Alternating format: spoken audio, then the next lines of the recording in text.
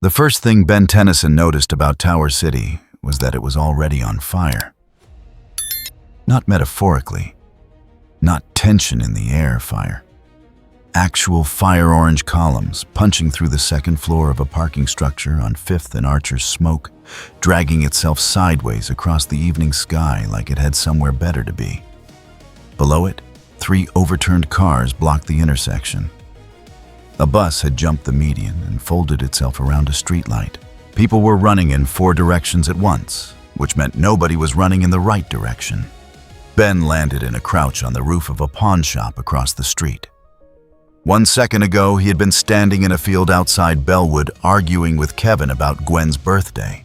Then the Ultimatrix had picked up something a spike, a tear, the kind of dimensional bleed that Azimuth's engineers had flagged 17 times since the Agrigor incident, and the device had done what it always did when it detected a threat with no one else nearby. It had moved him. He looked at his left wrist. The Ultimatrix face stared back green and steady. No explanation, no coordinates, just a new city on fire and the unspoken suggestion that he figure it out. Great, he looked at the dial. Hero time. He slapped the dial. Sas, Wrath hit the street running. 8 feet of apoplexian muscle orange and white fur claws, the length of kitchen knives. He crossed the intersection in 4 strides, got his arms under the nearest overturned car, a silver sedan with a cracked windshield and a woman still buckled inside, and lifted. "Let me tell you something, car." Wrath set the sedan upright on 4 tires with a controlled drop. The woman inside screamed, then stopped screaming when she realized she wasn't dead. You do not park sideways in an intersection. That is not how streets work. He wrenched the door open. The woman stared at him. Wrath gave her his best approximation of a reassuring nod, which, on an apoplexian, mostly looked like a threat. "Out. Now. Move toward the open end of the block." She moved. The parking structure groaned. A chunk of concrete the size of a refrigerator calved off the second level and dropped toward a cluster of people frozen on the sidewalk below. Wrath covered the distance, caught it one-handed, felt the impact rattle through his shoulder, and pitched the slab sideways into the empty road. 4 people stared at him. "I said move." They moved. He worked the intersection for 90 seconds, pulling a teenager out from under a collapsed newspaper kiosk, flipping the second car to clear a path for a fire truck that was still 3 blocks out, and screaming its way through gridlock. The bus was a problem. It had pinned the streetlight against the corner of a building, and there were 2 people trapped between the crumpled front end and the wall, close enough that a bad angle could turn a rescue into something worse. Ben dialed back to human thought for 2 seconds, then hit the watch again. Brainstorm this time. Living lightning electric blue crackling at every contact point. He pressed his palms flat against the bus's undercarriage, found the electromagnetic current running through the chassis, and used it. The bus shifted 6 inches, then a foot. The 2 people at the corner scrambled free. Brainstorm maintained the field for another 3 seconds to make sure the vehicle wouldn't roll, then let it drop. One of the freed people, a man in his 50s, with a cut above his eye, grabbed Ben's arm. "What are you—" "I'm the guy who just moved your bus." Ben stepped back. "You're welcome. Walk north." The man walked north. Maddie Warner watched from a laptop screen mounted on the wall of a converted warehouse 11 blocks away. The feed came from 4 sources, simultaneously city traffic cameras, a police scanner patched through Hector's tablet, a private channel she never shut down after FLAG, and Olivia's phone, which was currently pressed against a window at street level 2 blocks from the incident. Visual confirmation. Maddie's voice was the kind of flat that took years to achieve.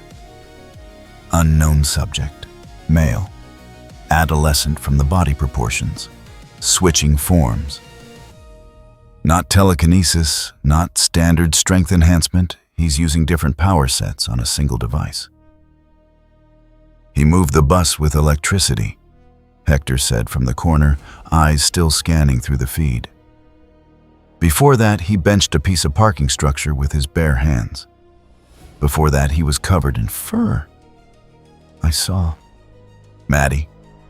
Gage leaned back in his chair, arms crossed.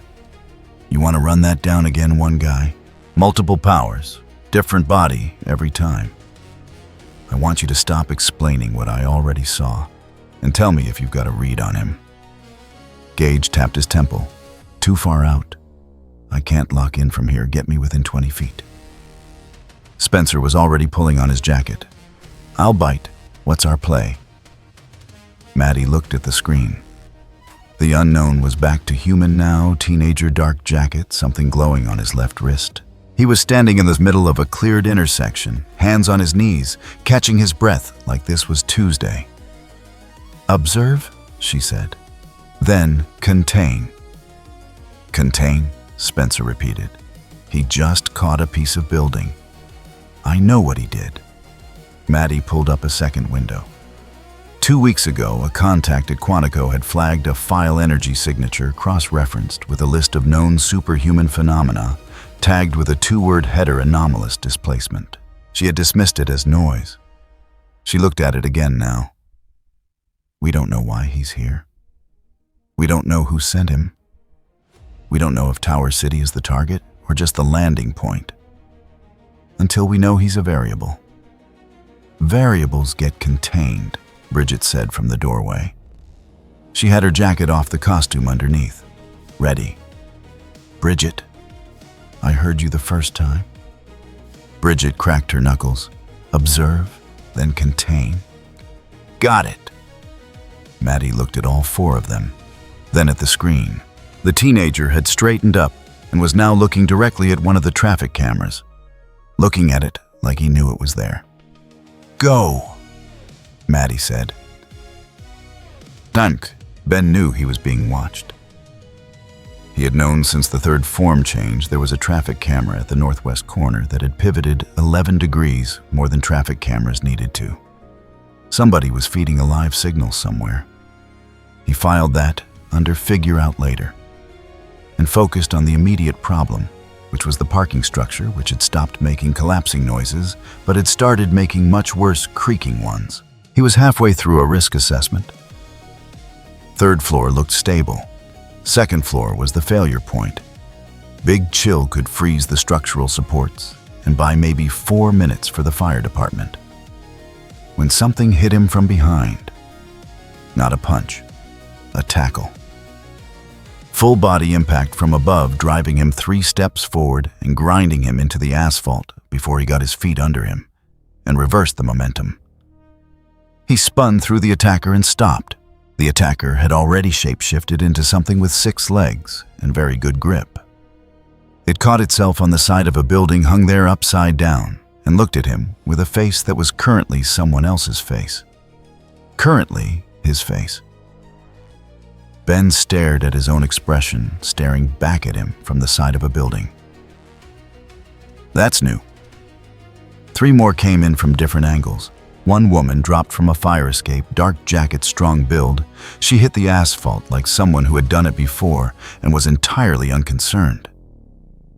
A man in the same color scheme came in from the east, moving fast, no hesitation. A 3rd came in lower, and Ben felt a pressure behind his eyes. Not pain, something cleaner, like a hand pressing gently against the inside of his skull. Telepathy. He slapped the Ultimatrix and became amphibian electric eel, effectively intangible, translucent blue and crackling. The telepathic pressure dissolved the moment his nervous system stopped being human. He slipped sideways through the tackle from the fast one, let the current arc off his trailing edge as a warning shot, and put 15 feet of open road between himself and all of them. They regrouped in about 4 seconds. That was professional. The shapeshifter dropped back to a face Ben didn't recognize, male dark jacket, the same team colors as the others. He tilted his head. Huh, slippery. Appreciate that. Ben held the amphibian form, crackling at idle. He scanned all of them. Same color scheme. Same body language, not hostile the way criminals were hostile, more like the kind of aggressive that came from responsibility. You're a team. Observant? The strong woman hadn't moved. She was watching his hands, or what passed for hands in this form. Measuring. You're trying to contain me. We're trying to assess you. The voice came from a small device clipped to the collar of the woman in front of him, not from any of them directly. Remote command. Somebody running this from a distance. Who am I talking to? Ben asked. Silence for 2 seconds. Then, someone who wants to know why you're in my city. Ben looked at the parking structure. The second floor was making the bad creak again. He looked at the fire truck that had finally reached the block and was trying to figure out where to park. He looked at the 4 people in team colors who were arranged in a containment pattern that was actually pretty good. Your city's on fire. He turned back toward the structure. I was handling that. We saw. Then we can do the 20 questions thing after I finish the job. He turned back toward the structure. Or you can help. Either way, that floor gives in about 90 seconds. Nobody moved for 3 heartbeats. Then the strong woman looked at the structure, then at him. What do you need? Someone with strength on the southwest support column. Someone fast on the north stairwell. There's a family on the 3rd floor. I saw movement in the window 2 minutes ago. I'll handle the fire. She looked at the shapeshifter.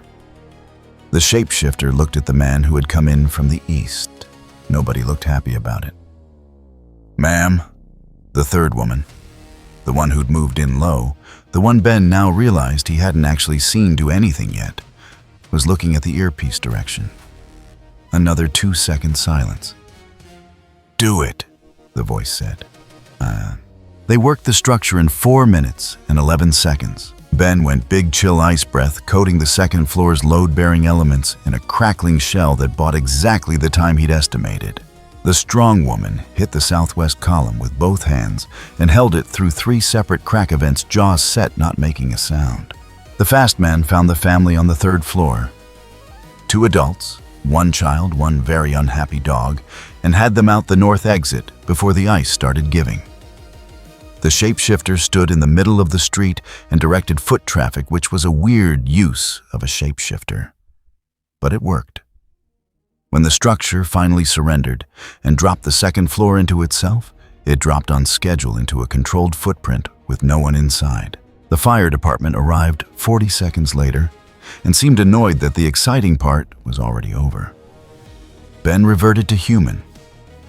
He was standing in the middle of 5th and Archer, and 4 people in matching jackets were standing in a loose ring around him.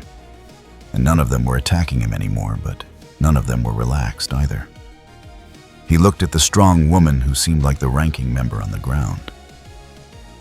Your team's pretty solid. She looked at him, then at his wrist. At the Ultimatrix. What is that? Long story. We have time. You said observe and contain. Ben glanced at the camera that was still pointed at him. So you've been observing? You tell me, do I look like a threat? You look like someone I don't have a file on. This time, the voice wasn't through the earpiece. It came broadcast through a small speaker, and the strong woman's collar turned up so Ben could hear it clearly. A woman's voice. Flat. Precise. The kind of flat that came from making very hard decisions without flinching. That's a problem. Fair. Ben crossed his arms. I don't have a file on any of you either, and you just jumped me from 4 angles.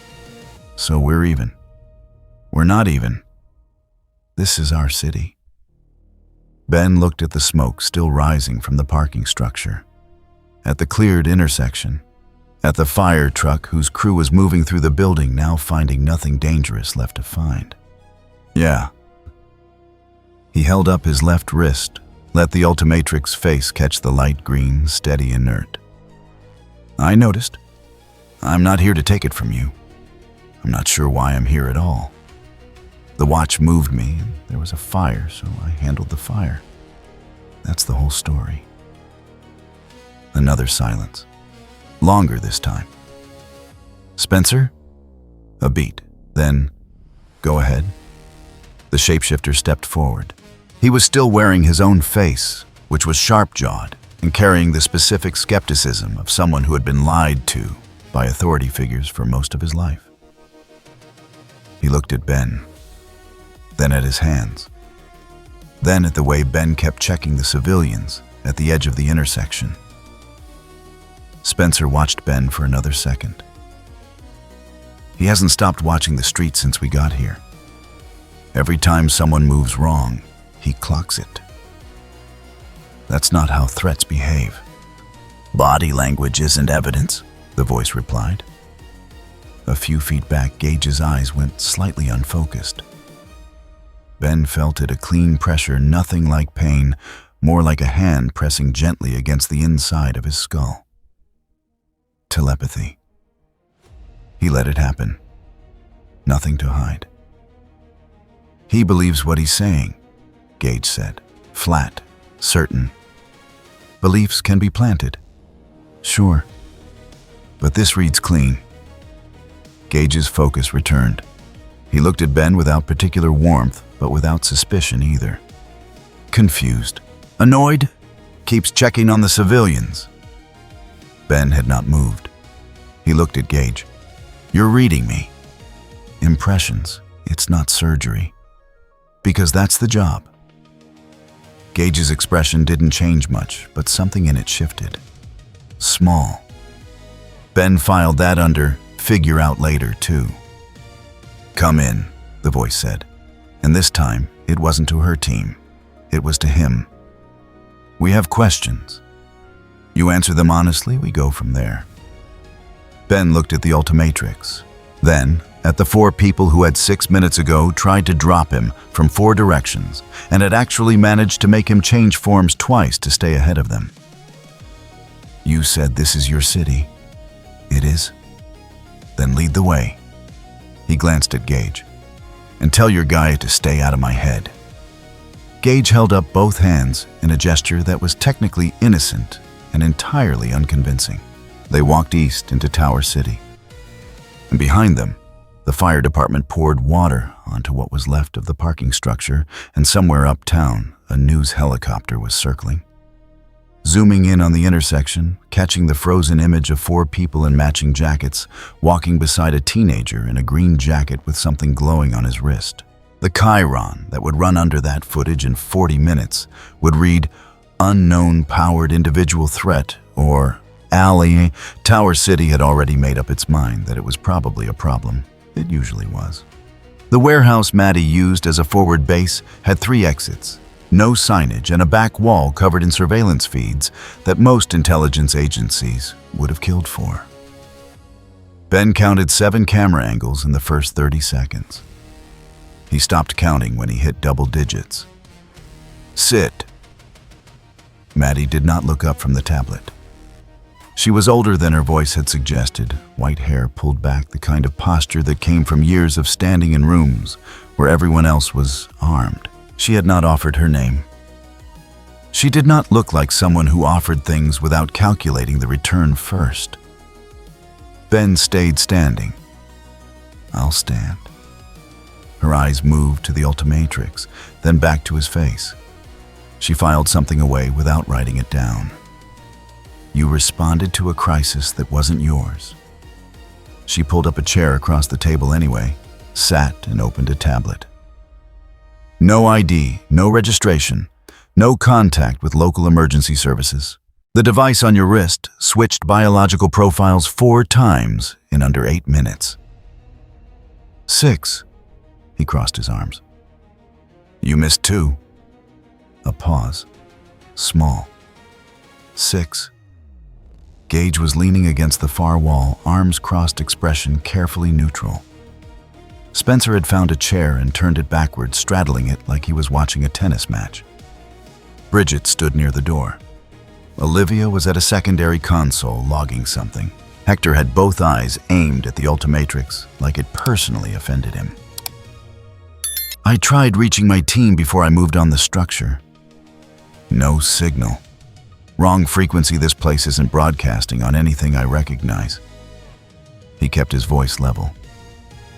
Which means I'm a long way from home, and your city had a fire and I handled the fire. I don't know what else you want from me. The device. Not happening. I'm not asking you to hand it over permanently. Still not happening. Silence. The surveillance feeds cycled through street views. Traffic, night markets. A precinct 2 miles east where radio chatter was picking up about the incident on 5th and Archer. Maddie closed the tablet. Get some sleep. We talk in the morning. It was not a generous offer. It was a calculation. Ben recognized the type. He took the cot in the side room anyway. Because he was 16, he had been in 3 separate life-or-death situations in the last 4 hours, and he was not too proud to admit that his legs hurt. Sent. He was awake at 0340 when Hector knocked. Something's outside. Hector stepped back from the window. No preamble. His eyes were doing the faint glow that meant he was running X-ray without thinking about it, a habit the way some people drummed their fingers. Ben was on his feet before Hector finished the sentence. How many? 8 vehicles. 2 blocks out. Holding position. Hector pulled the door wider. They're not police. They weren't. From the warehouse's roof access, Ben could see the convoy clearly enough. 4 black SUVs, 2 armored carriers, and 2 vehicles he didn't have a classification for, yet low-slung and bristling with antenna arrays is pointed inward. Not at the building. At the block. The entire block. They're scanning. Broad spectrum, Hector confirmed. He had his arms crossed against the cold, but his eyes hadn't stopped moving. Whatever they're looking for, they're not being subtle about finding it. Maddie's voice came through the earpiece Bridget had loaned Ben 20 minutes after he'd arrived. He hadn't asked why she'd offered it. He'd taken it for the same reason he'd taken the cot. Federal Oversight. FLAG, the agency that used to sign my checks. Different name, every director, same mandate. A pause that carried weight. They have a standing warrant for anything classified as a Dynamo-type anomaly within Tower City limits. Dynamo-type, Ben repeated. Energy signature. Bioluminescent output consistent with radiation from Project Dynamo. A pause that landed like a deliberate decision. The Ultimatrix apparently reads close enough to trigger their sensors. They think I'm one of yours. They think you're an asset that hasn't been cleared.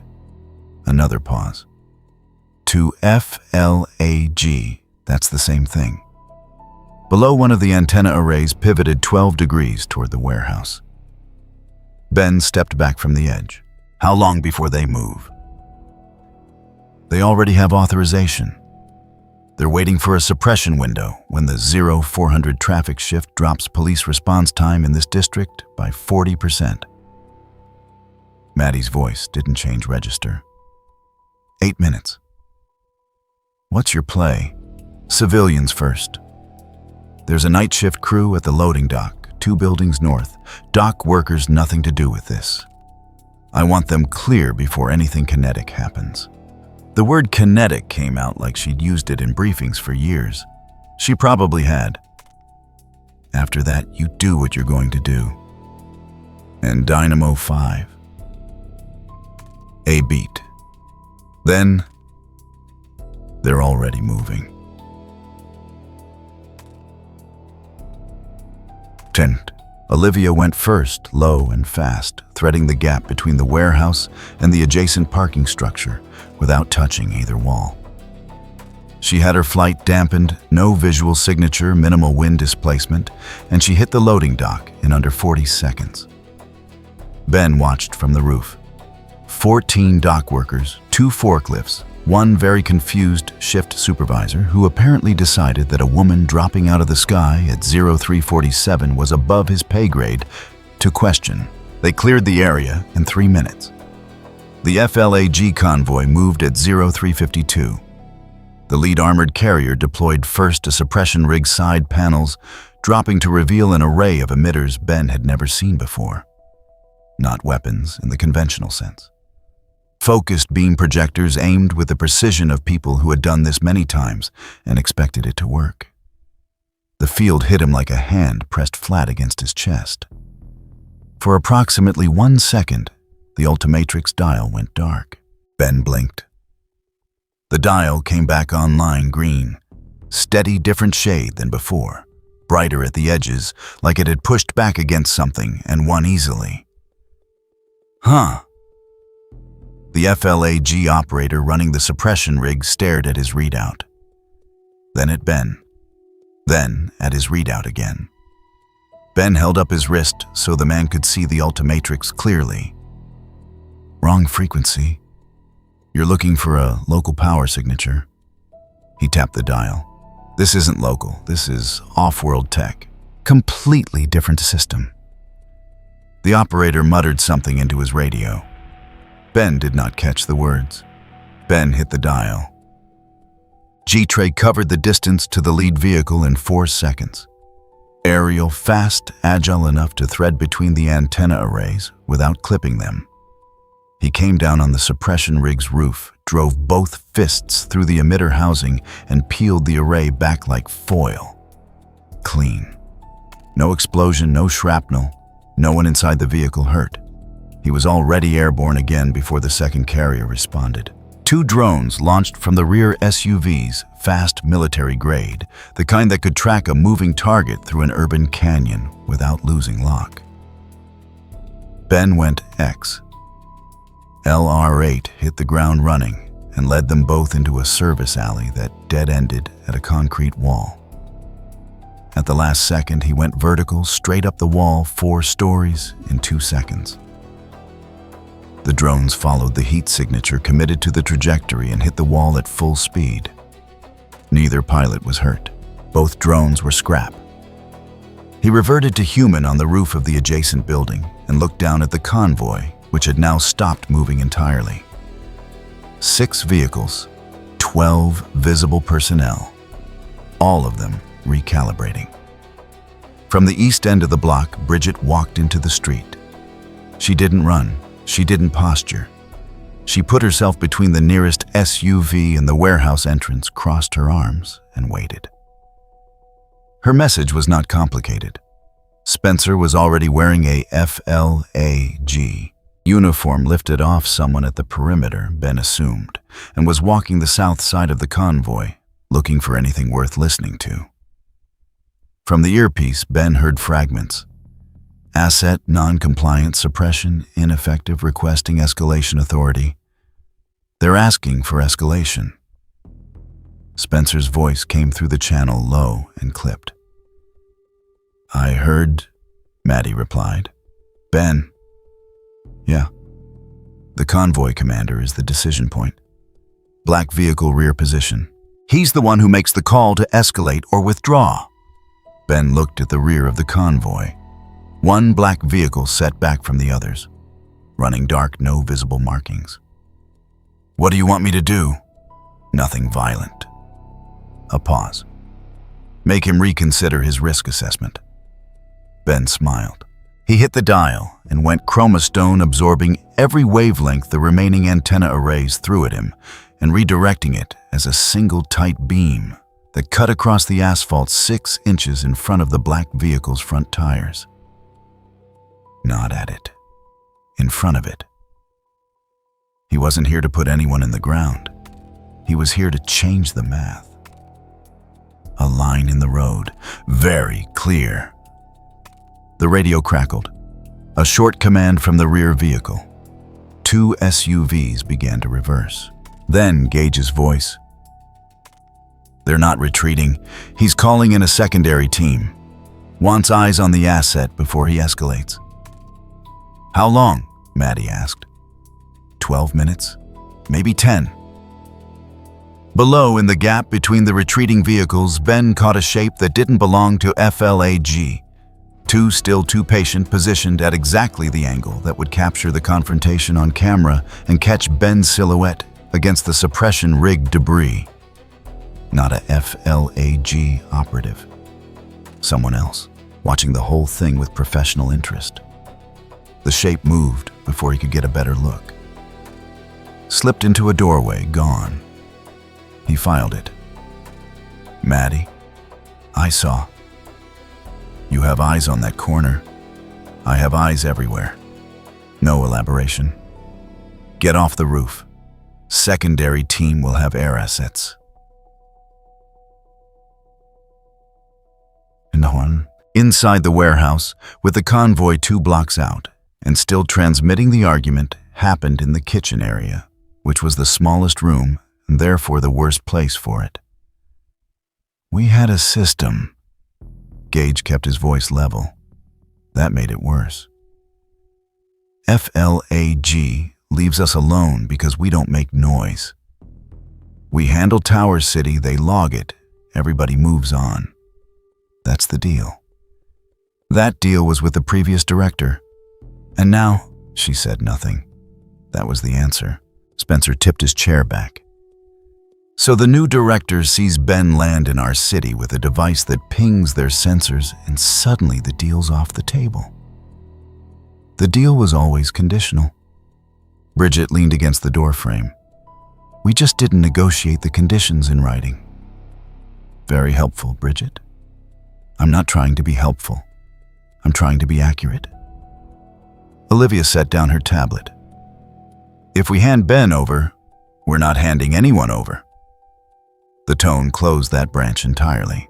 Olivia continued anyway. If we hand Ben over, FLAG gets the Ultimatrix.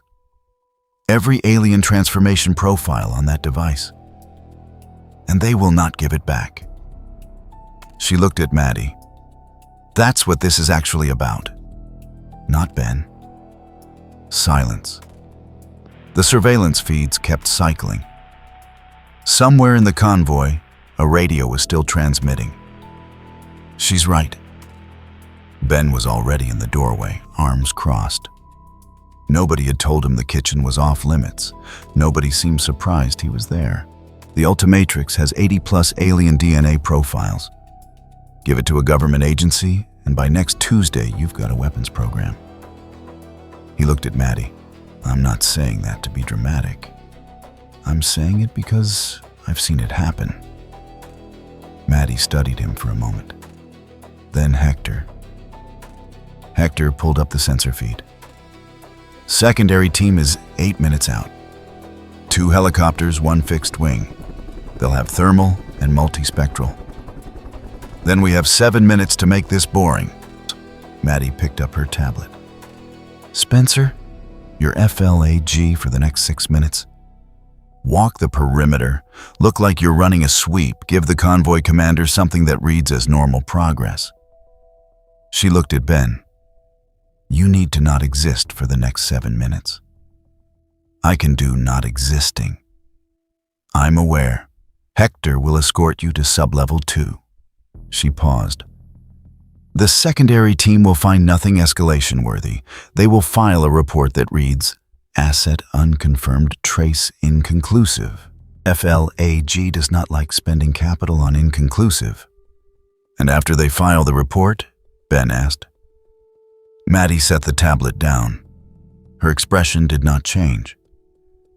Then we figure out why your watch brought you here.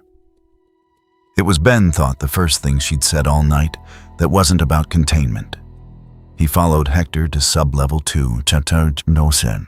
The secondary team swept the block at 0419. They filed asset unconfirmed trace inconclusive at 0431 and pulled out 12 minutes later. In the sub-level, Ben sat on an equipment crate and watched the Ultimatrix cycle through standby. He thought about the shape on the corner, the patience of it, the angle. Whoever it was had not been there for FLG. They had been there for the footage. Upstairs in the main room, Maddie was already on a secure line. Ben couldn't hear the words, but he could hear the cadence, the flat, careful rhythm of someone delivering bad news to someone who already knew it was coming. In the FLAG mobile command unit 2 miles east, a man whose name did not appear on any organizational chart opened a channel to a number with no country code. Containment failed. Switch to denial. 3 seconds of silence on the other end. Then, understood. The narrative team is already in position. The story broke at 6:47 M Tower City wake-up ran at first 90 seconds of shaky phone footage. Clearly amateur, clearly designed to look amateur. A figure mid-transformation caught between two forms, the Ultimatrix mid-dial. The clip was edited to cut out the burning parking structure, the overturned cars, the people Ben had pulled clear. What remained was 62 seconds of a teenager morphing into something large and uncontrolled in the middle of 5th and Archer, followed by 8 seconds of a cracked building facade. The chyron read, "Who authorized this?" By 7:15, 3 more networks had picked it up. By 7:30, a city council member was on camera using the word unvetted. Ben watched the broadcast from a folding chair in the warehouse's main room, eating cereal he had found in an unlabeled cabinet. Nobody had told him the cabinet was off limits either. They cut the rescue. Ben set down the spoon. They cut everything useful. Hector had both eyes on the media feed, telescoping through broadcast frequencies without touching the dial on his face. The clip starts 18 seconds after you pulled the first person out. Whoever edited this knew exactly where to cut. Professional job. Maddie had been awake since before Ben. He was not sure she had slept at all. Not a fan upload. The compression artifacts are wrong.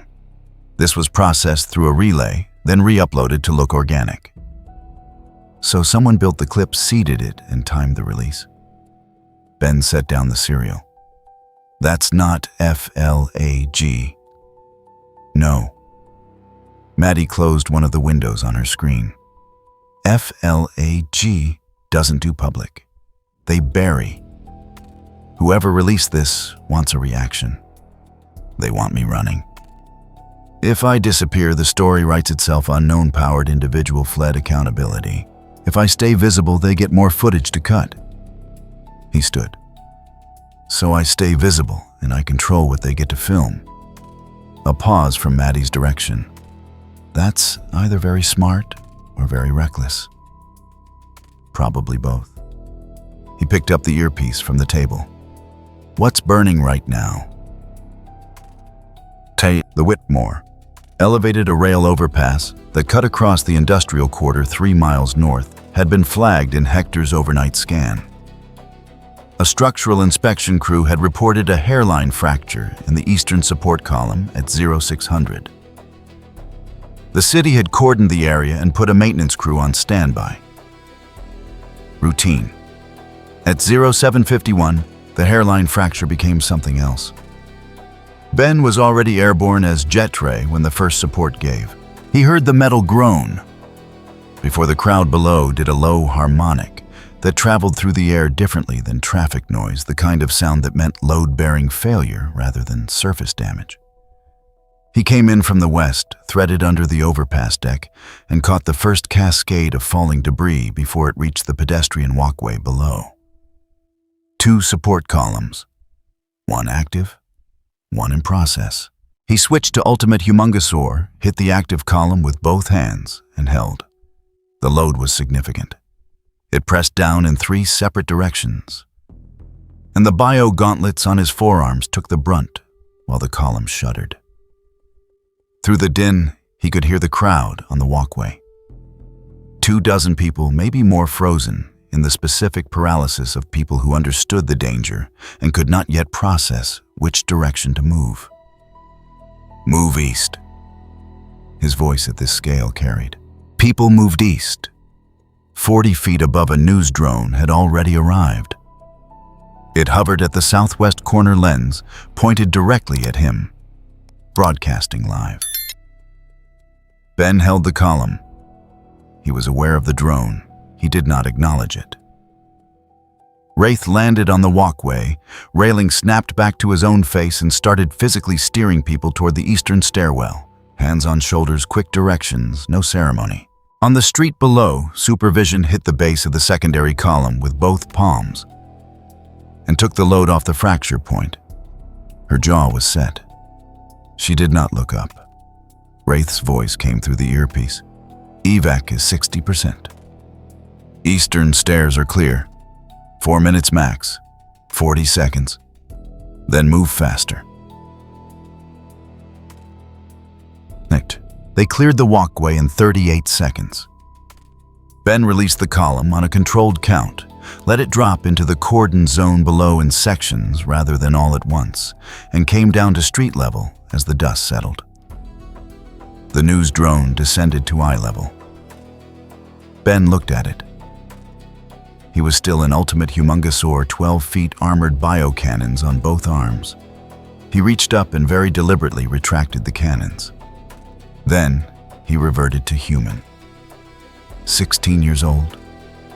Green jacket. Nothing in his hands. He looked at the drone for 2 more seconds, then turned away to check on the cleared walkway. Behind him, someone in the growing crowd started recording on their phone. Then 3 more people. Then a dozen.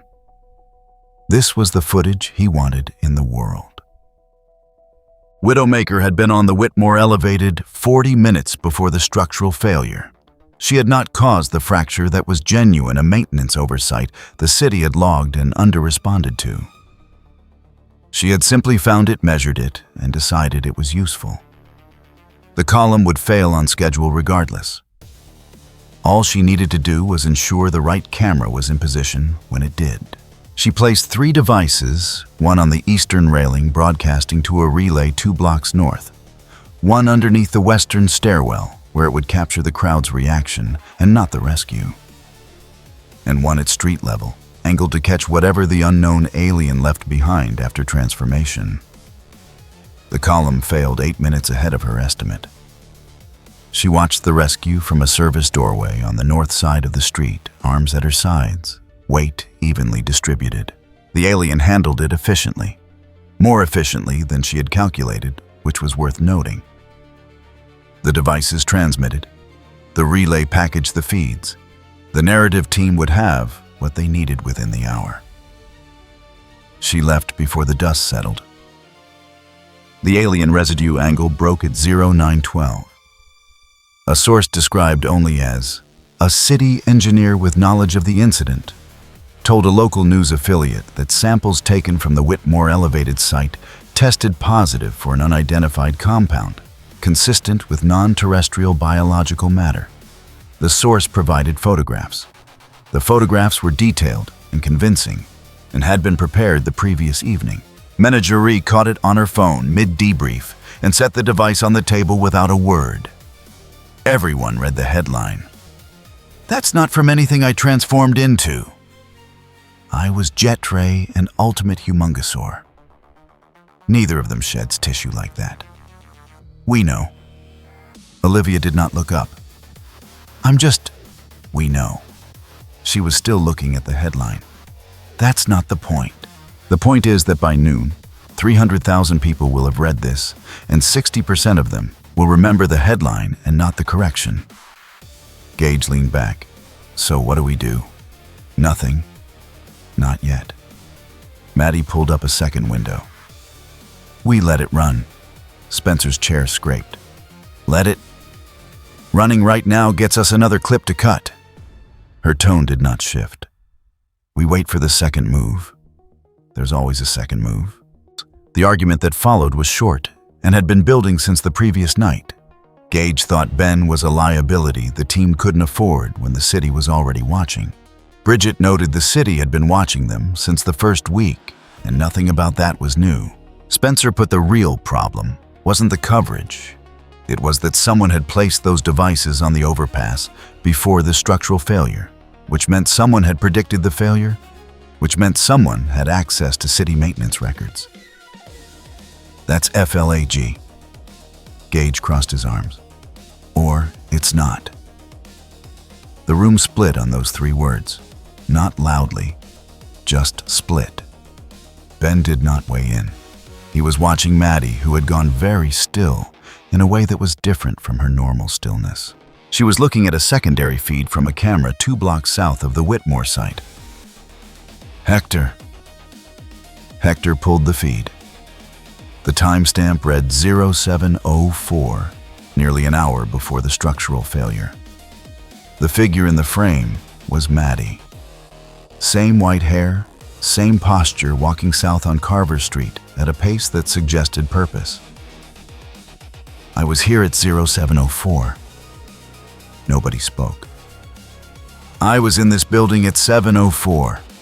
I have been in this building since 300. She looked at the feed for another moment. Someone is using my face. The room rearranged itself around that sentence. Duh.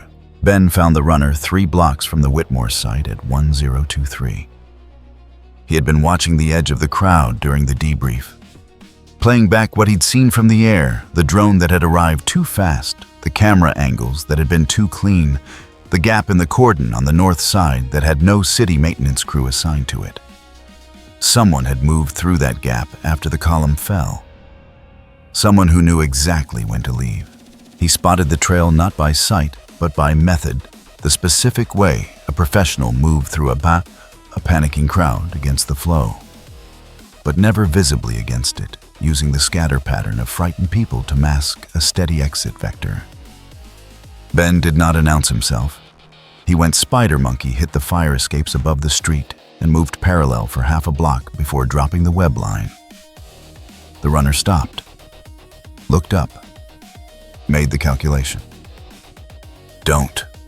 He was still above, crouched on a fire escape, the web line, already anchoring the alley exit. You'd get maybe 6 steps. The runner, male, mid-30s courier bag, the kind of unremarkable that took effort to achieve, did the math and stopped moving. Ben came down. He did not touch the man. He stood between him and the only exit and waited. I'm not going to hurt you. I may. I'm going to ask you one question, and then you're going to answer it, because the alternative is, I hold you here until the police arrive. And you explain the relay transmitter in your bag. The man stayed quiet. Who sent you? 8 seconds. Long enough to feel the weight of it. Synergy. The word came out with the specific exhaustion of someone who had already decided they were going to say it. Package goes to Synergy. That's all I know. I don't ask questions. What's in the package? Footage. Same as always. I pick up, I deliver, I don't look. Ben held the man's eye for another moment. Then he reached out, one quick motion, 2 fingers, and pressed a disc the size of a shirt button under the courier bag's strap. The man didn't notice. People rarely did when they were focused on the exit. He stepped aside and pulled the web line free. The runner left fast. Ben watched him go, then checked the Ultimatrix's tracker function. The signal pulsed. Steady, heading northeast. He pressed the earpiece. Maddie? A beat. Then her voice. I heard. Synergy. He watched the alley empty. That name means something to you. It was not a question.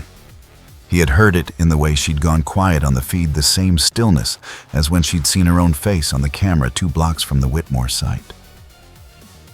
A stillness that came from recognition, not surprise. Maddie's answer when it came was 4 words. Come back, all of you. The tracker signal led northeast for 6 hours and then went quiet in a warehouse district 3 miles from the Whitmore site. Ben logged the last known coordinates, cross-referenced them with Hector's city scan, and passed the data to Maddie without commentary. She studied the map for 40 seconds, then pulled up a second overlay: property records, utility routing, FLAG cold storage flags from 3 years prior. They relocated the courier. She closed the overlay. The transmitter's there. He isn't. Someone swept him. Someone professional. Synergy doesn't leave loose ends. The name had changed the texture of everything in the warehouse since last night. Not louder, quieter, actually the specific quiet of people working harder than usual because they needed something to do with their hands. Hector had run 4 consecutive city scans without being asked. Olivia had re-indexed the entire media monitoring stack. Bridget had reorganized the equipment room twice. Spencer had not done anything, which meant he was the only one processing it, honestly. Spencer pushed off the wall. You want to tell us what that name actually means? Not a question.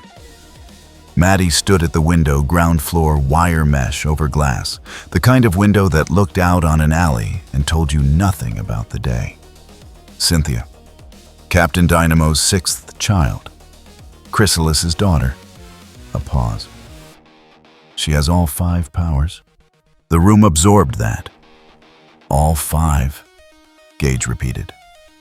Her mother's genetics, her father's radiation exposure. She got the full set. Maddie turned from the window. She also has a personal grievance that makes everything else we've dealt with look like noise. And she's been running the narrative team. Bridget crossed her arms. Among other things. Ben had been listening from the doorway. The camera angles at Whitmore, she set those up to test us, not to frame me. To see how we respond when the story turns against us. She's been watching you for a while. He kept his eyes on Maddie. Maddie's expression did not shift. I know.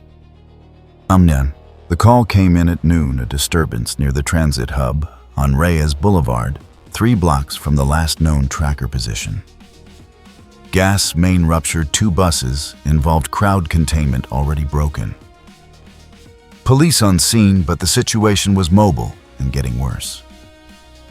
Maddie put Dynamo 5 in the field and stayed at the warehouse to run coordination. The transit hub was exactly what the call said. Was a gas main, 2 buses, a lot of people who had decided the safest thing was to stand very close to the problem and document it. Supervision cleared the immediate perimeter. In under 2 minutes, crowds cleared for Bridget, the way they never cleared for sirens. Menagerie went airborne to get sightlines. Visionary scanned for secondary fractures in the main.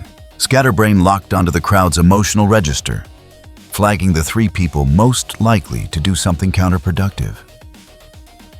Ben stayed wide, watching the edges. He had been watching edges since the overpass, and he was watching them now, because the disturbance was too clean. Gas mains did not rupture this neatly. The crowd's scatter pattern had a shape to it, not random directional like water moving through a channel someone had dug in advance. Through the earpiece, Maddie's voice. Northeast corner. Someone cycling the pressure valve manually. Visionary swung his gaze. I've got... The figure at the northeast corner was Maddie. Same white hair, same posture, same deliberate economy of movement. She was standing at the pressure valve housing with one hand already on the control panel, and she was looking directly at the team with an expression that said, "Follow my lead." Bridget moved first reflex trust 5 months of taking cues from that face. The shot came from above. It was not loud, more of a sustained pulse than a bang, a frequency that existed below the threshold of crowd noise, but landed in the body like a fist against the sternum. Bridget staggered. Her hands came up the instinct to brace, but the strength wasn't there. She hit the pavement on one knee and stayed there, breathing, staring at her own hands like they belonged to someone who owed her money. Menagerie dropped out of the sky. Not a controlled descent, a fall caught at the last 10 feet by her own failing attempt to maintain form, landing hard on the bus roof and sliding. Visionary's eyes went dark. Scatterbrain's face went blank, in the way it only went blank when every incoming signal cut off simultaneously. 4 seconds. All of it in 4 seconds. Ben felt the edge of it, a vibration that passed through the ultimatrix like a hand dragged across a tuning fork. The dial flickered one full rotation, then locked back. He was still himself. On his feet. The figure at the northeast corner dropped Maddie's face. Underneath it, red hair, blue eyes, the kind of stillness that came from someone who had been waiting a very long time to do something and was now doing it without hurry. She stepped away from the valve housing, and the gas pressure stabilized. She had never been cycling it up. She had been using it to position the team. Nice setup. He stepped into the open, putting himself between her and the 4 people on the ground. Wrong target on the last shot, though. Synergy tilted her head. I hit exactly what I aimed at. Her voice carried the flat certainty of someone stating arithmetic. You're not a Dynamo derivative. You registered differently. I was curious. She glanced at the Ultimatrix. Alien tech? Figured that out fast. I've been watching you for 3 days. She rolled the weapon compact mat, the profile of something built for a specific purpose rather than general use, back to her side. You're not why I'm here. I know why you're here.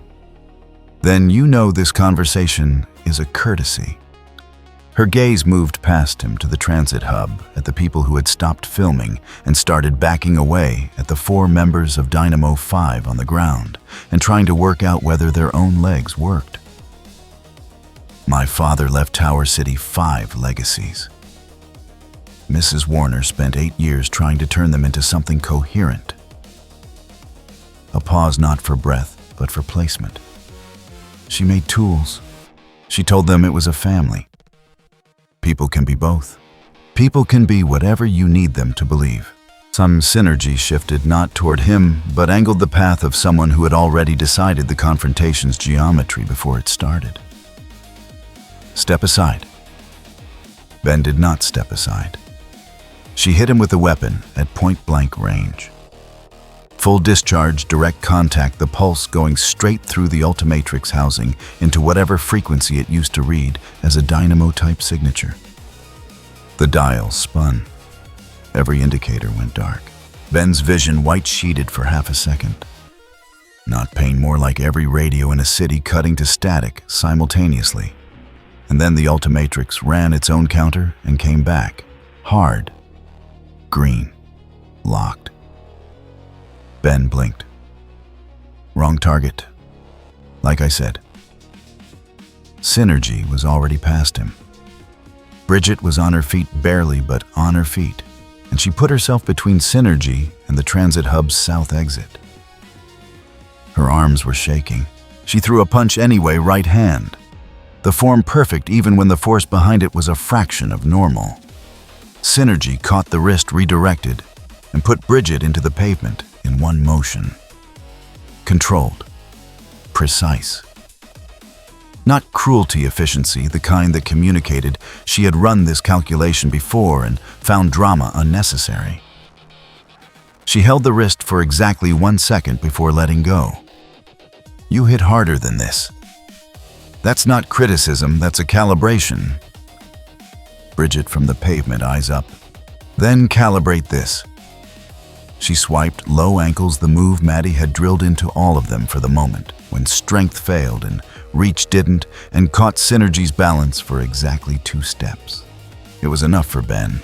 He had gone jet ray the moment Synergy's attention shifted, coming in low and fast from her left, not to hit, but to push, driving her back from the exit, away from the crowd, bummed, into the open stretch of road east of the buses where the geometry stopped favoring her.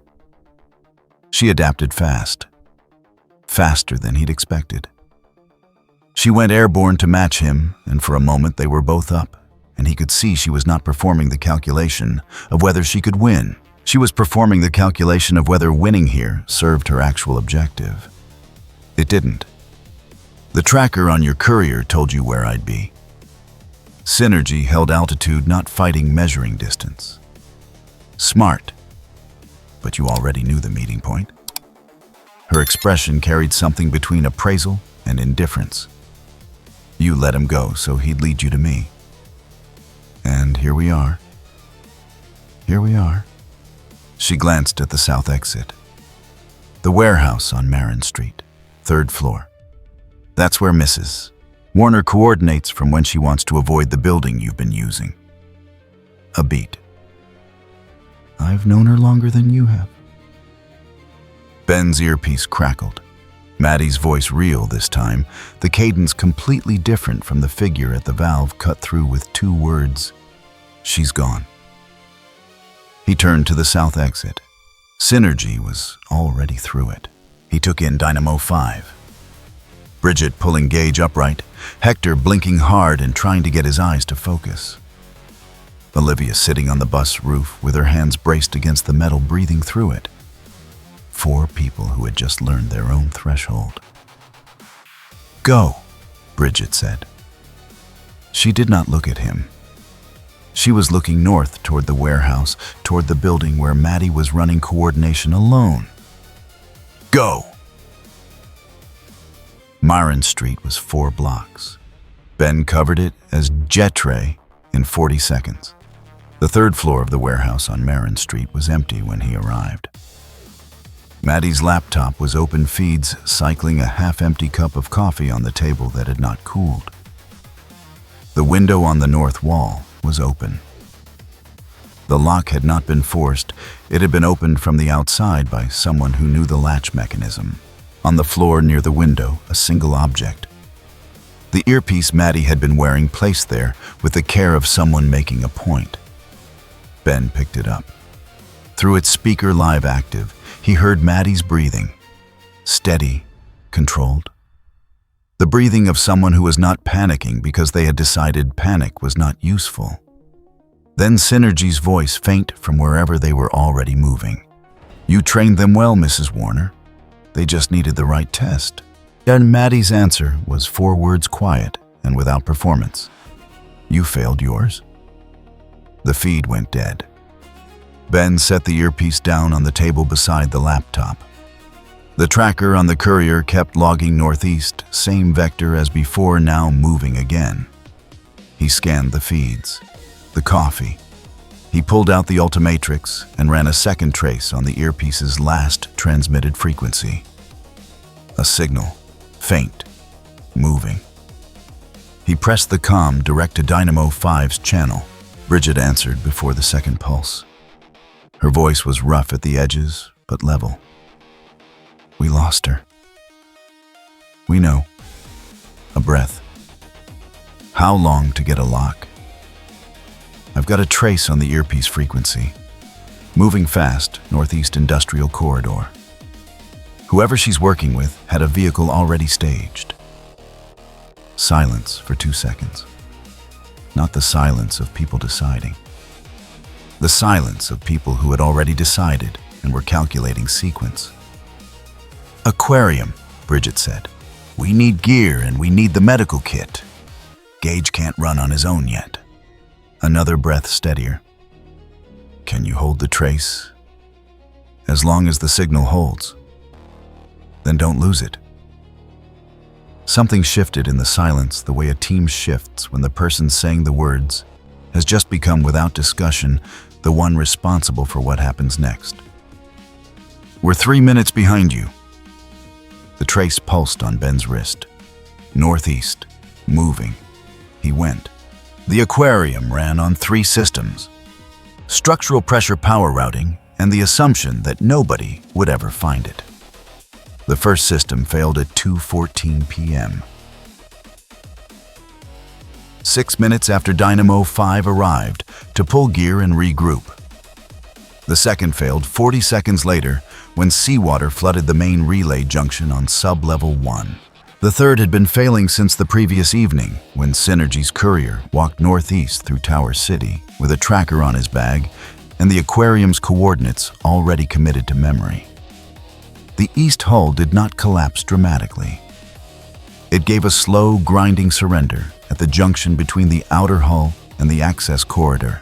The weld seam splitting in a low mechanical groan that everyone in the building recognized before they consciously processed what it meant. Then, the pressure differential did the rest, and the corridor became a horizontal waterfall in approximately 4 seconds. Ben was on sub-level 2 when it hit. He heard the groan, recognized it, and went big chill before the surge reached the stairwell. The cold dispersed outward from his form like a held breath, released all at once, not a weapon but a barrier ice sheeting across the corridor entrance, and buying the 10 seconds needed for the stairwell door to seal. Emergency lighting kicked in, red low, the color that made every room look like a decision. "Spencer." He kept his voice level into the calm. "Where are you, Todd?" "Static. Then main level. Hector's with me. The north access is sealed. We can't get to the equipment bay." "Bridget?" A different voice, rougher. "Sub-level 1 with Olivia. Water's up to the equipment racks. Working on it." "Don't touch the racks. The main junction is compromised. If you complete a circuit down there, you'll electrocute the room." Silence for 1 second. "Copy that." "Gauge." He waited. Nothing. Ben noted the absence and moved toward it. Sub-level 1 smelled like the ocean had made a poor life decision. The flooding was knee-deep when Ben reached the bottom of the access ladder and rising at a rate that suggested it would be waist-deep within 4 minutes. Emergency lighting painted everything the color of a warning sign. Somewhere in the equipment bay, something electrical was making a sound like a trapped animal, a cycling hiss and pop that meant a live current was shorting repeatedly into the current.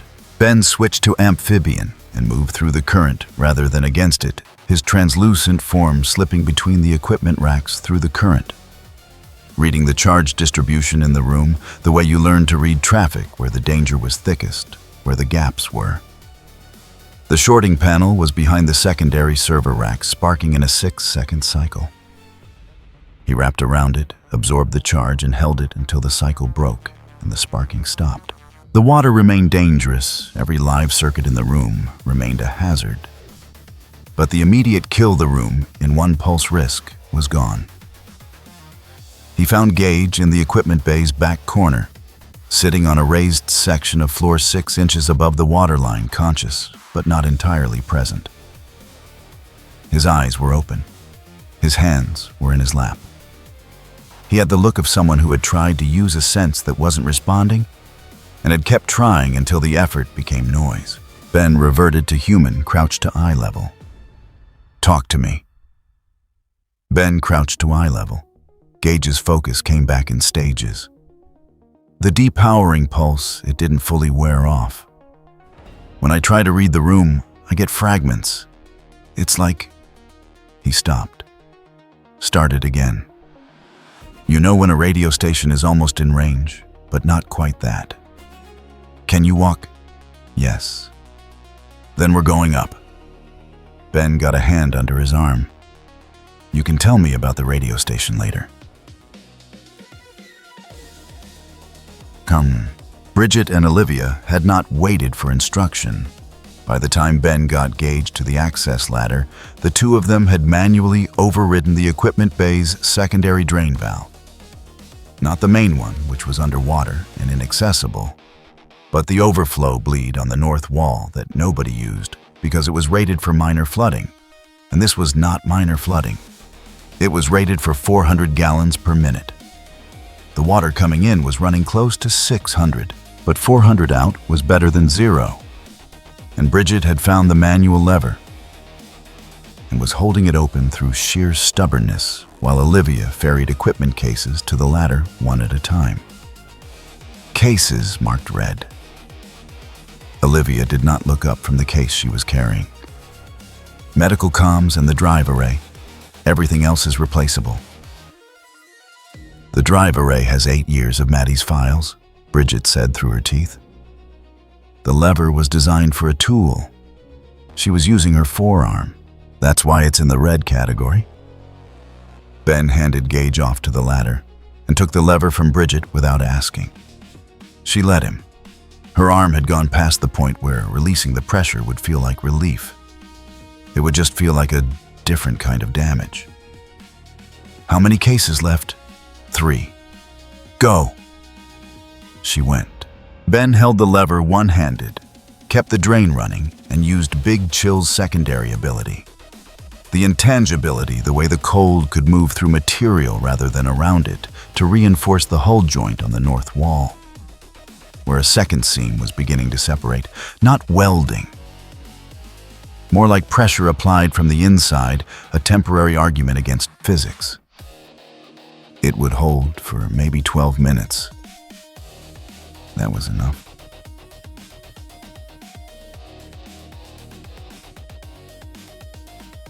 On the main level, Spencer had found the problem before Ben knew there was a second problem. The external access hatch. The entry point that surfaced under the industrial pier 200 meters east had been opened from the outside, not forced. Opened with a key that should not exist by someone who had taken the time to reprogram the secondary lock sequence sometime in the past 48 hours. 3 figures occupied the upper passage when Spencer rounded the corner. Black tactical gear, no visible insignia, moving with the practiced quiet of people who had done this in buildings they didn't own before. They were not Synergy's people. Their posture was different, institutional procedural. They were cataloging, not fighting. Cameras in hand, collecting everything that could be collected. FLAG. Spencer did not announce himself. He was wearing the face of a maintenance worker coveralls utility belt, the kind of unremarkable he was good at sustaining for long periods. He walked past the first operative at a pace that suggested he belonged there and had somewhere to be, reading their comm frequency as he passed. The operative spoke into his radio. Sub-level access in progress. Confirm recovery priority, data first, hardware second. Any personnel encountered are secondary. Spencer kept walking. He reached the junction, turned the corner, and switched to Hector's face long enough to transmit on the frequency he'd just lifted. Copy. All units maintain collection protocol. No engagement. It would not hold for long, but it would hold long enough. He found Hector behind the communications console on the main level, running the building's internal camera feeds off a battery backup that had maybe 20 minutes left. FLAG is in the upper passage. Ben, Spencer dropped back to his own face. Hector kept his eyes on the feeds. How many, Otson? 3 that I saw. There'll be more outside. They're not here for us. Hector pulled up a specific feed, the archive room, 2 levels up, where Maddie kept physical backups of everything digital. They're here for her files. Spencer looked at the feed. The archive room sat above the waterline, for now. Then we need to be faster than they are. Spencer turned for the stairs. It was not a complex analysis. It was the only one available. They cleared the building in 11 minutes. Not clean. Olivia took a knock from a falling equipment rack that would bruise badly by morning, and Gage was useless for anything requiring fine motor coordination, and the north hull gave out completely on the way up, flooding sub-level 1 to the ceiling in under 2 minutes. But they got out with the red cases, the drive array, and each other, which was the actual metric. Ben sealed the external hatch behind them with a big chill ice lock that would buy approximately 1 hour before it melted. Long enough to complicate FLAG's access without being a declaration of war. The 5 of them stood on the industrial pier in the late afternoon light, wet and short several pieces of critical infrastructure. Ben took in the pier, the flat water, the 4 people around him doing the particular kind of stock-taking that happened after a building you relied on stopped being available. You picked a complicated place for a headquarters, he said. The water's a nice touch, though. Bridget's expression suggested she was deciding whether that was worth a response. She decided it wasn't, which was its own kind of answer. The archive room. Hector's voice carried the flatness of someone delivering a result they had already calculated. They got to it before us. They got to it before us. The physical backups, Spencer confirmed. Everything off the network. 8 years. Nobody spoke for a moment. The tide shifted under the pier. Somewhere inside the aquarium, something shifted in a way that meant a room had just filled completely. Maddie made copies. Olivia kept wringing her sleeve. She was wringing the salt water from her sleeve with the methodical focus of someone who needed a small task to hold on to. She always made copies. That's the whole reason the drive array is in the red category. She looked at the case in her hand. They got the physical, we have the digital. They don't know that. Gage's focus had sharpened. No, Olivia agreed. They don't. The comm on Ben's wrist, a direct channel to the FLAG. Frequency Spencer had lifted, crackled once, and a voice that carried the specific weight of someone giving orders they fully expected to be followed came through. Archive secured. All units initiate full chain suppression. No external record of this operation exists. Confirm. A beat. Then from 3 separate units, confirmed. Bridget looked at Ben. Ben took stock of the aquarium entrance, now sealed under his ice, and at the drive array case in Olivia's hands, and at the tracker frequency still pulsing faintly on the Ultimatrix Maddie's earpiece, moving somewhere in the city. They're erasing everything. Not a question. They're trying to. Ben pulled the drive array case from Olivia's hands and held it. The weight of 8 years of files, the backup of everything Maddie had built, which means this is the only copy of anything that can prove what they've been doing. He handed it back. We need somewhere to be that isn't here. And we need it in the next 10 minutes before they finish the sweep and realize we walked out with the one thing they needed. They found a dry place to be within 9 minutes. A disused print shop 4 blocks from the industrial pier back entrance unlocked because the padlock had rusted through sometime in the previous winter. Spencer confirmed it was clean. Gage confirmed nobody was thinking about it. They went in. The drive array went on the one table with all 4 legs. Hector plugged in. The files came up intact. 8 years of Maddie's operational records, every contact logged. Every threat assessed, each decision with a timestamp and a reason. Whatever FLAG had pulled from the physical backups, they did not have this. 43 minutes. Hector did not look up from the screen. That's how long it took them to break the secondary lock on the aquarium access. They had the key sequence in advance. He pulled up a log. Maddie changed that sequence 10 days ago. There are 4 people who would have received the update. Nobody voiced the obvious thing. The obvious thing was large enough to fill the room without being spoken. Bridget was standing at the window with her arms crossed, watching the street. Her power had not returned, and she was not pretending otherwise. She was standing the way someone stood when they were used to being the strongest person in a room and were recalibrating what that meant without that advantage. We need a decision. About who's running point.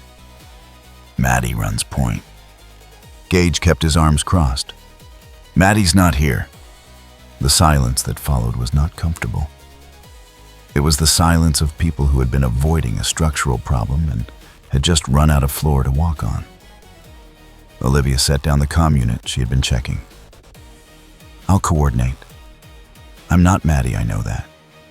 But I have the logs, I have the contacts, and I know how she thinks. Her eyes went to Bridget. You're ground-led.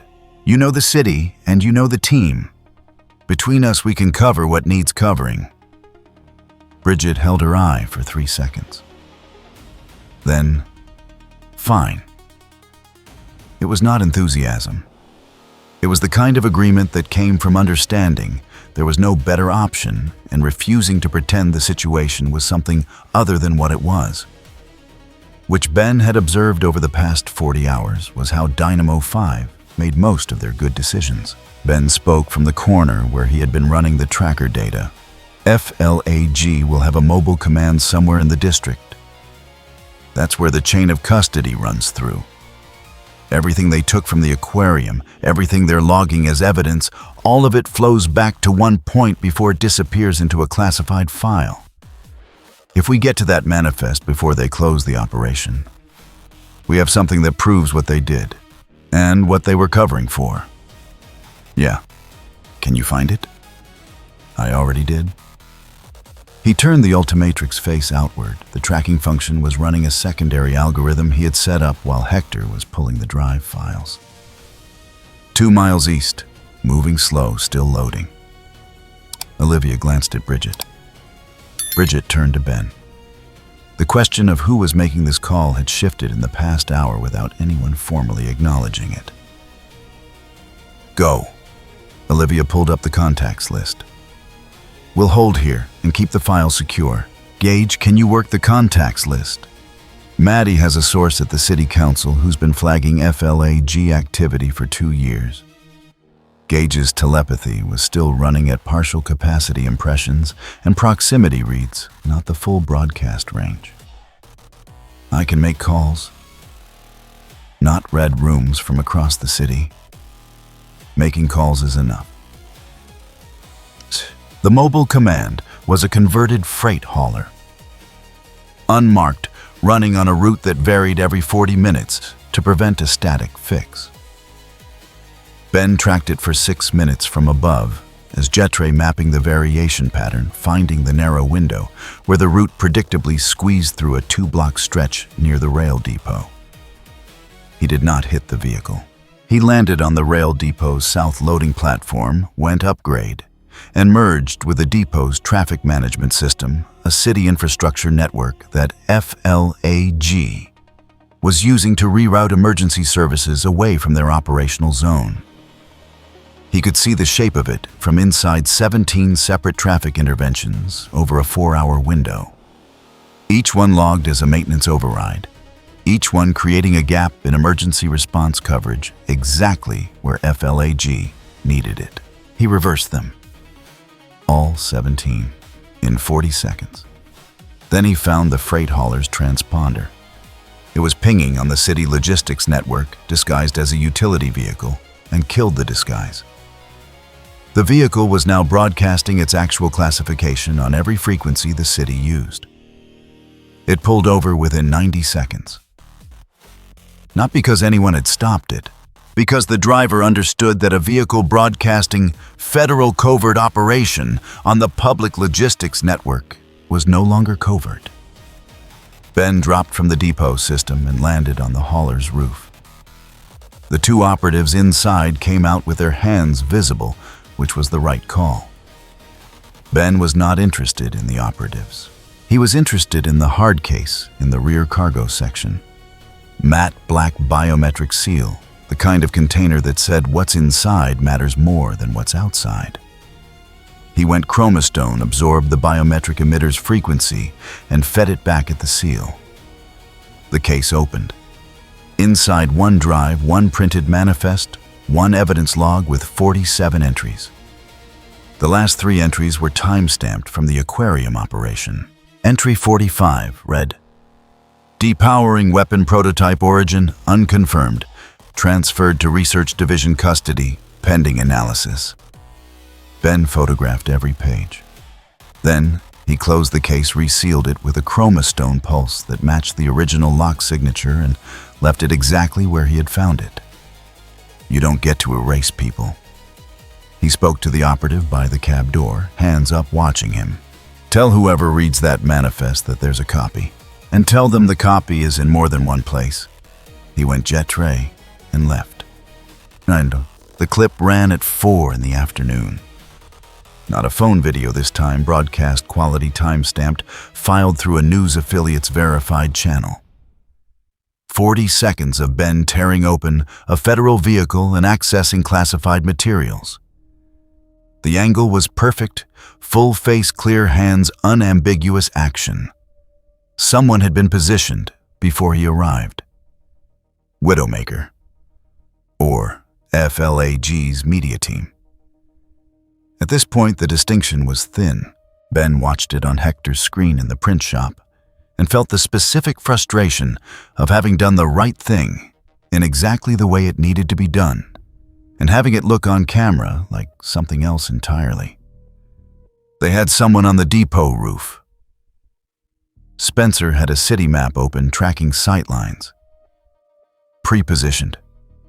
They knew you'd go for the hauler. They let me take the manifest. Everyone looked at him. Think about it. The biometric seal opened too easily.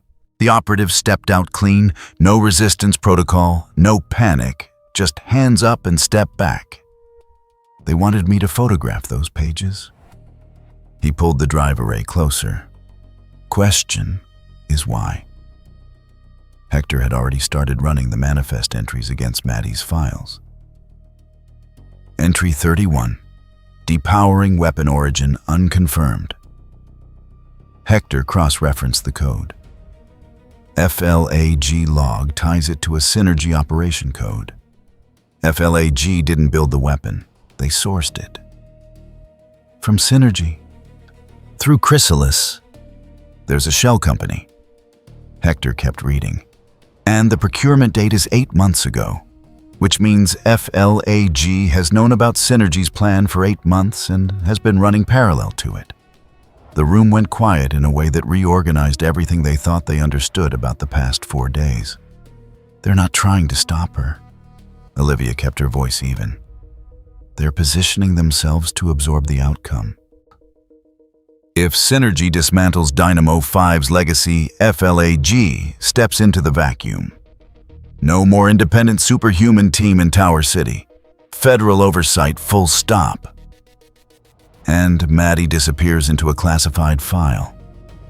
Gage's voice carried the edge of someone who had confirmed something they hoped was wrong. Bridget turned from the window. Where is she? Ben pulled up the tracker frequency, Maddie's earpiece, broadcasting faint and consistent. He had been nursing the signal for 3 hours. Industrial quarter, southeast. The signal's been stationary for 90 minutes. Synergy's staging something. She's been staging it for months. Ben scanned the manifest, the entries, at the procurement code connecting FLAG to a weapon that could strip 5 people of everything they had. The depowering pulse at the transit hub that wasn't the main event. That was a field test. He set the manifest down. Entry 47. Hector's voice dropped. He had gone motionless in the way people did when a number did not match an expectation. It's not an evidence entry. It's a schedule. He turned the screen. Synergy filed an operational timeline with FLAG as a courtesy notification. They do that when they want the agency to stay out of the way. He read the last line.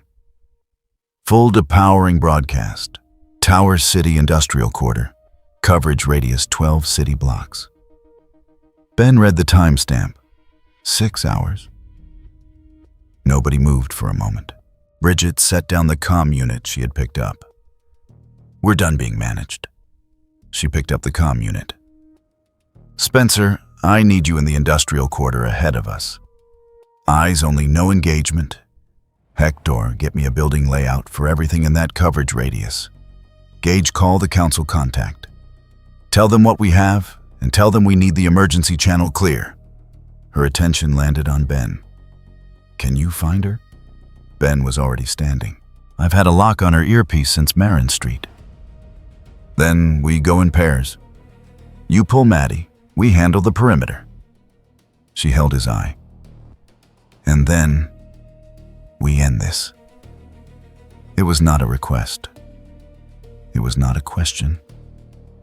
It was a decision made by someone who had just stopped waiting to be told what to do. Ben nodded once. Outside Tower City was doing what it always did at dusk, filling with noise and light and the particular density of a city that did not know it was 6 hours from something that would change what it meant to be safe inside it. The clock was running. Spencer had been inside the target zone for 40 minutes before anyone else arrived. The industrial quarter's eastern grid had gone dark at 8:47 p.m. Not a brownout, a precision cut. 4 city blocks lost power simultaneously, and the gaps in the street lighting carved the area into hard-edged shadow with the efficiency of someone who had mapped the camera positions in advance. Spencer had watched it happen from a rooftop 3 stories up and counted the lights as they went out one cluster at a time. He sent the count to Olivia. She cross-referenced it against the building layout Hector had pulled overlaid the known FLAG positions from Ben's tracker data and came back with a route in under 2 minutes. That was how they worked now. No Maddie in the center. Just the 5 of them moving information around fast enough to stay ahead of the dark.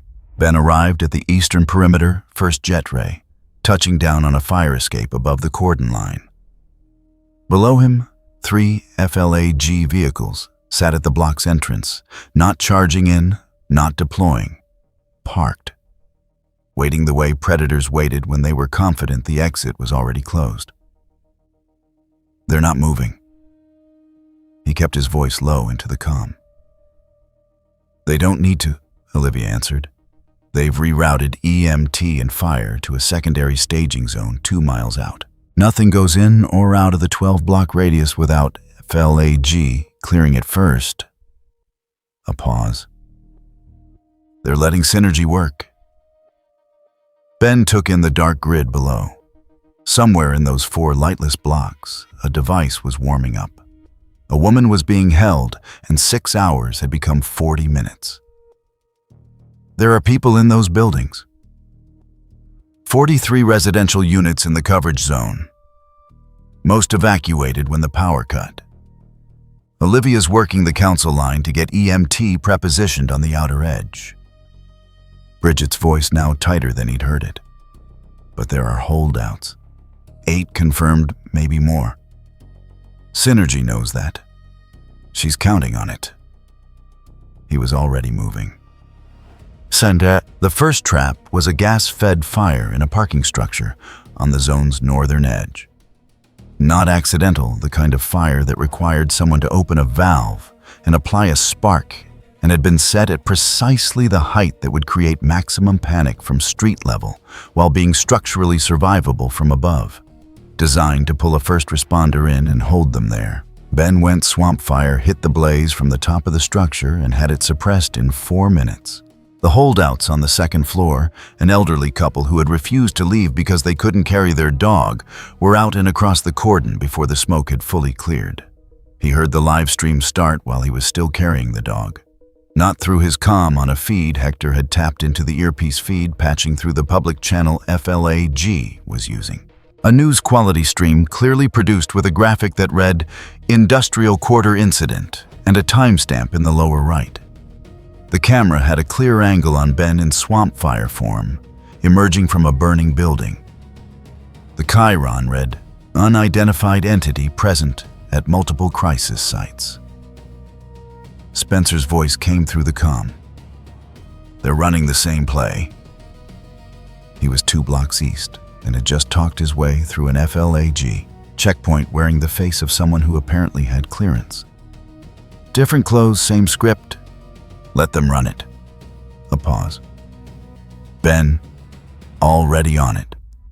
He reverted to human at street level, right in front of the camera angle, the elderly couple beside him, the dog under his arm. No alien form.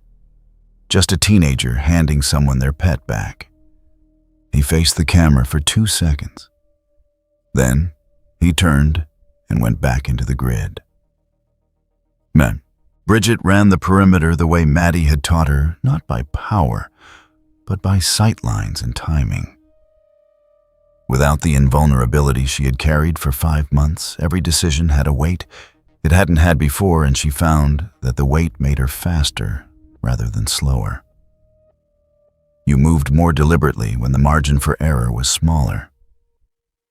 She sent Gage to the southeastern corner where a crowd of 20 people had been stopped by an FLAG cordon and were beginning the specific kind of agitation that ended with someone doing something that got everyone hurt. Gage couldn't broadcast into a room from a mile away, but he could stand in the middle of 20 people and read the 3 who were about to escalate and talk to them in a way that made escalation feel unnecessary. He was good at that, even without the full range. She took the northwest herself. 2 vehicles, 4 operatives, 1 road. She walked up to the lead vehicle and knocked on the window. The operative who rolled it down did not look like someone who had expected to be knocked on. "I'm the ground lead for Dynamo 5, Bridget said. Her voice did not shake. "You are blocking emergency access to a residential zone that contains living people. I have documentation of 43 residential units inside your cordon, a council authorization for EMT access, and a copy of your agency's chain of command filing that places liability for civilian casualties on the commanding officer." She held up her phone. The screen showed Hector's layout, Olivia's council authorization, and the recovered entry log in a 3-panel display. "Move the vehicle or own what happens next." The operative looked at the phone, then at Bridget, then at his radio. He moved the vehicle. It was not a victory. It was a crack. Bridget knew the difference and did not confuse them. Bang. The pulse came at 9:34 p.m. Not the full broadcast, something smaller, a localized test that rolled through the coverage zone like a wave and left everything in its path slightly dimmer. Ben felt it as upgrade the form, shorting for 2 full seconds before the ultimatrix reasserted. 2 seconds was longer than the transit hub. Synergy had tuned it. On the comm, 4 simultaneous sharp intakes of breath. "Still here." Spencer's voice had the texture of someone holding something together with their hands, running at maybe 60%. Same. 40. A beat. "But the crowd's managed. Don't need the range right now." Bridget said nothing for a moment. Then it was a test shot. Rehearsal. He had dropped back to human and was moving east toward the tracker pulse that had not moved in 2 hours. "The real one's bigger, and it's not going to wait much longer." "How long?" He checked the ultimatrix. The tracker pulse was steady, the source 2 blocks ahead, the frequency that had been Maddie's earpiece for 4 days of a city going wrong. "Close enough. I have to go now." Then the comm crackled, not Bridget, Hector reading building thermals from 3 blocks out. "Ben, north face of the switching station. There's a loading dock ground level. 3 people locked in the door mechanism shorted when FLAG cut the grid. 2 blocks to Maddie. Half a block to the loading dock. The broadcast window in 11 minutes. He went to the loading dock first. 63 seconds. Ice lock on the door. Big chill phasing through the mechanism, 3 people out and moving toward the cordon gap Olivia had negotiated open. Then he was up the exterior of the switching station with the timer in his head, running the math he had already committed to. "Go." A breath. "We hold the line." Shot. The building was a decommissioned switching station.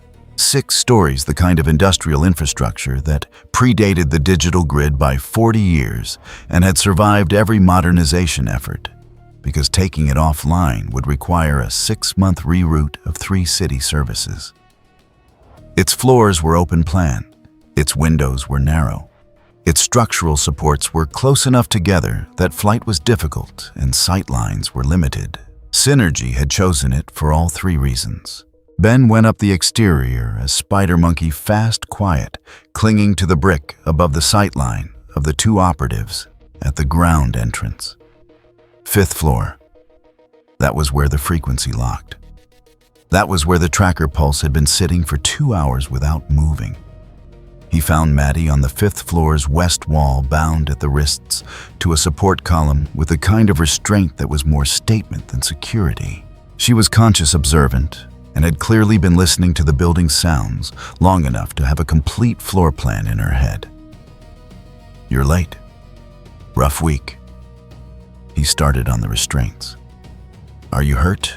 "No." Her eyes were doing the thing they did, cataloging, calculating, deciding which information was most urgent. "The device is on the floor above. She's up there now. The broadcast window opens in..." She checked her own watch, which Synergy had apparently left because Maddie having the information would not change the outcome. 11 minutes. Ben got the restraint free. "Can you move?" "I have been able to move for the last 3 hours. I stayed because leaving without knowing where the exit was monitored would have been a worse outcome than staying and gathering data." She stood without assistance. "The east stairwell is unguarded. She wanted you to come up the west." Ben read the ceiling, the floor above. "Then we go east." The 6th floor was the size of a city block and lit by a single bank of industrial lights that Synergy had powered through a generator independent of the city grid.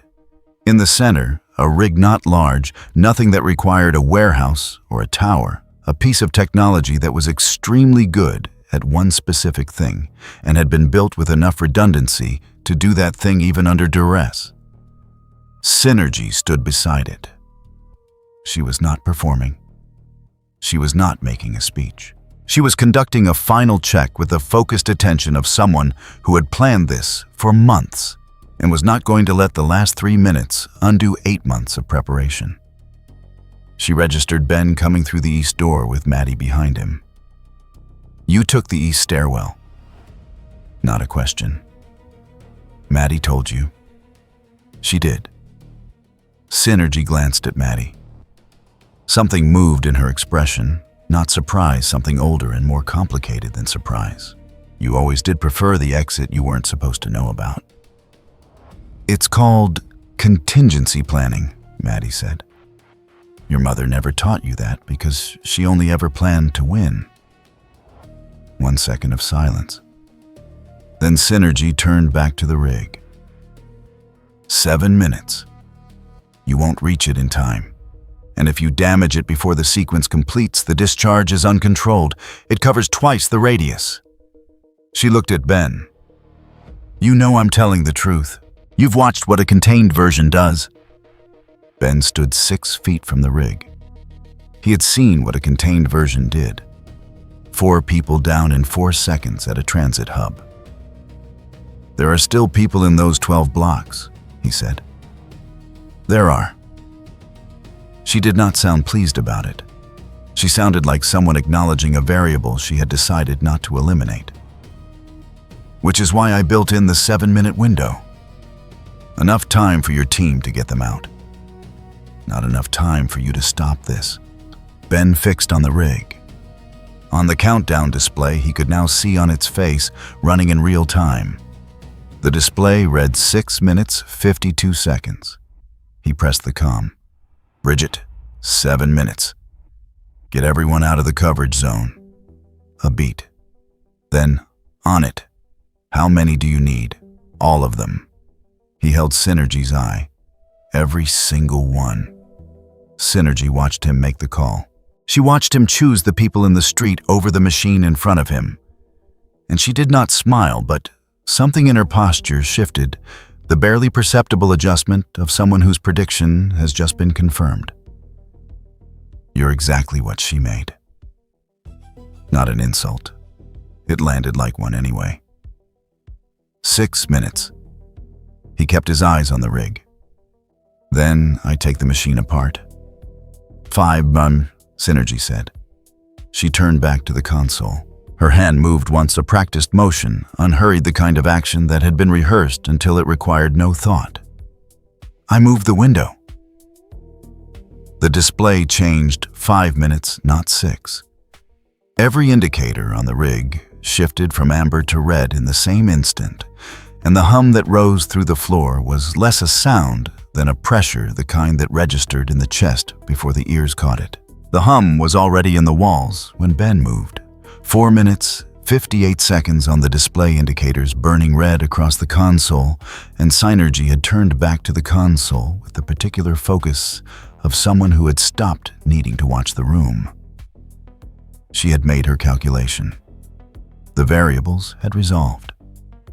There was nothing left requiring her attention until the sequence completed. That was the miscalculation. Ben went chroma stone and put himself between the rig and its primary antenna array, not attacking the device, absorbing the test pulse it had fired into the room a moment earlier and holding the energy inside his mineral form where it could not complete a circuit. The hum in the walls dropped half a register.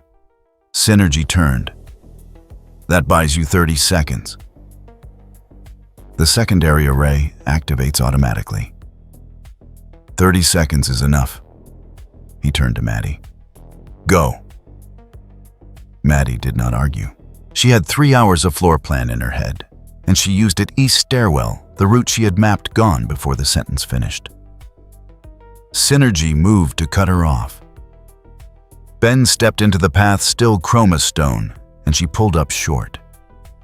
Not because she couldn't go through him, because going through him meant the absorbed charge discharged into her, and she had done the physics. You're stalling. I'm buying 30 seconds. He held the charge steady. That's what I said. Outside, the pulse hit. Not the test version, the real thing rolling out from the switching station's antenna array in a wave that covered 6 city blocks in one direction and 6 in the other. Lights flickered across the industrial quarter. 3 parked cars lost their electronics simultaneously. A radio tower 2 blocks north threw static for 4 seconds before its backup system engaged. And Dynamo 5 felt it land. Bridget had been holding a section of collapsed scaffolding off a family of 4 when the wave passed through her. The strength did not vanish. It stepped down fast and total, like a fuse pulled from a circuit. The scaffolding shifted. She did not let go. She redistributed her grip, found the load point, and held it with body mechanics and stubbornness, while Gage and Spencer got the family clear. Out! Through her teeth, not to the family, to the scaffolding, the way you talked to things you were refusing to lose to. Move. The scaffolding held. The family cleared the radius. Bridget set the load down controlled on her own terms and stood up. 40 feet away, Hector had both hands on a load-bearing column that his X-ray vision had flagged as compromised 3 minutes earlier. Southeast face, into the comm. The base is cracked. Anyone in the building on Renner needs to be out in the next 90 seconds. Olivia had the council line open. I've got EMT prepositioned on the outer edge. Renner is being cleared now. Her voice had the cadence of someone doing 4 things simultaneously and declining to acknowledge that as unusual. Gage north side, there's a woman on the 2nd floor who hasn't come down. She's not mobile. Gage moved north without being asked. His range was limited, close quarters only. But that was enough to find her the specific shape of someone in pain and trying not to make noise about it 2 floors up and unable to reach the stairs. He found her in 4 minutes. She was out in 6.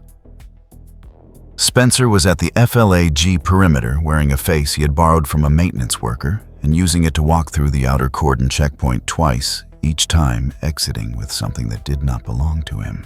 On the 2nd pass, he dropped a device. Olivia's copy, the one that contained 8 years of documentation, every FLAG, cross-referenced the procurement code, the operational schedule into the hands of a city journalist who had been trying to get past the cordon for 40 minutes. Spencer kept his voice low, his own under the borrowed face. Background source. Quiet enough that the checkpoint operative 8 feet away did not catch it. Don't run it until you have confirmation from 2 people who are not me. You'll have it by morning. The journalist looked at the drive. Then at Spencer, at whatever face Spencer was currently wearing, which was nobody in particular. Who are you? Someone who lives here. He turned and walked back through the checkpoint. On the 6th floor, the secondary array activated at 4 minutes 12 seconds. Ben felt it charge a different frequency than the first, designed to work around the absorption field he had built up. Synergy had engineered redundancy into the system because she had engineered redundancy into everything. The wave built in the walls. He let the stored charge go, not at Synergy. At the antenna housing on the north wall, the physical structure of the secondary array, the metal and wire and coupling, that gave Synergy's weapon its range. Chroma stones absorbed energy, hit it as a focused beam, and the housing came apart cleanly, components separating at the joints, rather than exploding, a surgical dissection, rather than a detonation. The hum cut. Synergy stood very still. She recalculated. The tertiary relay is 3 blocks north. Hardwired. You can't reach it in time. Hector. Into the comm. Already have it? Hector answered. I flagged a relay housing on Vance Street when I pulled the building layouts. Spencer is 40 meters out. Spencer dropped the maintenance worker's face. He came through the relay station's access panel as himself and pulled the primary coupling in 2 seconds flat. The hardwired connection went dead. Synergy heard it happen through the system feedback. Ben watched her hear it. You had people outside. I had a team outside. He reverted to human. There's a difference. She looked at him with the particular assessment of someone recalculating a variable they had rated too low. You're not what I expected. A recalibration, not a compliment. Yeah, I get that a lot. He stood 6 feet from the dead rig. It's over. The relay's down. The antenna housing is gone. The documentation is outside this building. FLAG knows their chain of custody is compromised. He held her eye. You can't erase this. Something moved in her expression. Not defeat something closer to the recognition of a changed equation. She had come to Tower City to prove that the Dynamo legacy was a machine with an off switch. She had proven it. The machine had turned back on anyway. My father's name was Captain Dynamo. The first thing she had said that was not arithmetic. He left 5 children who didn't know each other. He left one who did. Her eyes went to the dead equipment. I wanted them to understand what that felt like.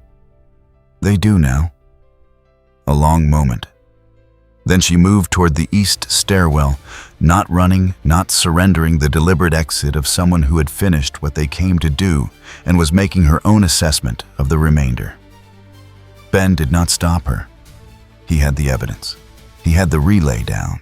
He had 4 minutes before FLAG finished repositioning at the outer cordon and came in to collect whatever they could salvage. Stopping Synergy was not on the list of things that needed to happen in the next 4 minutes. He spent those 4 minutes on structure. 3 compromised buildings in the coverage radius, each one flagged by Hector's scan, in the 40 minutes before the pulse had fired. Ben went through them in sequence, Big Chill reinforcing the cracked load-bearing column on Renner upgrade, patching the electrical fault in the switching station's own grid before it could arc into the floors below, Swamp Fire sealing the gas line on the north block that the initial fire had opened and left running. By the time he came back to street level, the cordon had shifted. FLAG vehicles were moving inward, not charging, reorganizing, the methodical repositioning of people who had arrived to collect and found the collection complicated. Bridget was standing in the middle of the street, not blocking, waiting. She had the comm unit in one hand and the original drive, the one that had been in Olivia's case since the aquarium, in the other. Beside her, a police officer Ben did not recognize held a second copy, the one Spencer had passed to the journalist, and was talking into his radio with the clipped urgency of someone receiving information they were not prepared for. The FLAG vehicle stopped 40 meters out. Bridget, when Ben reached her, they can't take it back. It's in 3 places now. The journalist, the officer, and Olivia's secure backup. Maddie's contacted the council, has the operational schedule. She kept her attention on the vehicles. They know. They knew before tonight. Now everyone else knows too. Maddie stood at the edge of the cordon street, not in the center of the scene, watching it from the perimeter, in the way she had always watched things, assessing cataloging, deciding which information was most urgent. She tracked Ben when he walked to her. The Ultimatrix is tracking something, he said. Different frequency than before, cleaner. Someone's been tracing this device since the dimensional bleed that brought me here. And they're close enough now that if I stay in Tower City, whatever they're tracking comes here too. You're drawing the threat away. That's the plan. He took in the street at the FLAG. Vehicles holding position at Bridget and the police officer at Gage, coming around the corner with the woman from the second floor of the Renner building at Spencer, materializing out of an alley wearing his own face for the 4th time all week. You've got everything you need. We had most of it before you arrived. Yeah. He almost smiled. But now you've got the rest. A moment of assessment. This is our city. We'll stand in it. I know. He hit the dial. That's why I can leave. Jet tray lifted from street level and banked east, climbing fast. Tower City falling away below the switching station, the cordon street, the FLAG. Vehicles that were not pursuing because pursuing was no longer the strategic play. And everyone on the ground understood that. The city was lit up in patches. The affected zone still running on backup power, the surrounding blocks normal, the industrial quarter starting the slow process of being a place that people lived in again, rather than a place something was happening to. The Ultimatrix picked up the trace signal at altitude. Stronger here, directional, pulling northeast away from Tower City towards something that was either a rescue or a complication, and was probably both. Ben had been gone from home for 6 days. He had left a city that did not know him, and had helped anyway, and the city had a team now. Not a perfect one, not a recovered one, not a team that had finished grieving what it had lost, or found out yet who they were going to be.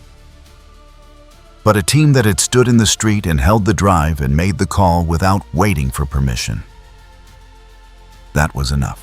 He accelerated northeast, and did not look back because looking back was not what Jetray did, and because Tower City was behind him and still standing. And that was the only metric that mattered. The trace signal strengthened. He followed it.